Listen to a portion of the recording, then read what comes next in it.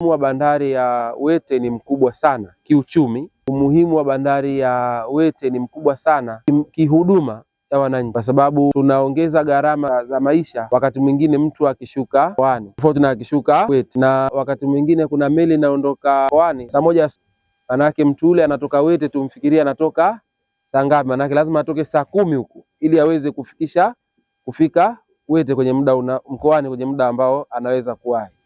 Kwa ni jambo ambalo lazima tutizame zile hali, watu wetu tunawasaidiaje kuondoka na usumbufu huu, na mtu kusafiri mara mbili.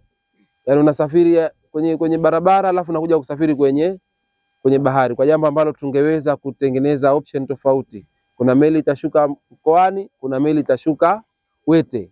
Kama wazo ambao sasa hivi tutaenda, kuna meli zatoka Mombasa, haitofika mkoani, haitofika Wete, lakini itashuka Shumba.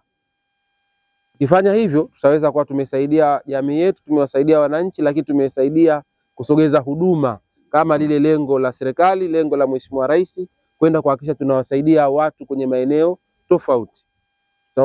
Boost uchumi wetu, lakini tutaondosha changamoto kubwa za kihuduma kwa wananchi wetu. Miongoni mwa mambo ambayo anayapa kipaumbele ni bandari ya Wete, na kauli yake bado haijafutika. Kwa hivyo tunashauri tusimamie kwenye kauli yake. Mheshimiwa ni mtu mzuri, Mheshimiwa Rais, na ndio ahadi kuu ya serikali. Kweli Mheshimiwa, bandari hii inafanya kazi, na ukiachia bandari ya mkoani, lakini bandari nyingine ambayo inaendelea kufanya kazi ni bandari hii ya Wete. Kilichopo kwenye mpango wa serikali kwa kupitia wizara, Mheshimiwa, tayari hapa tumeshafanya feasibility study.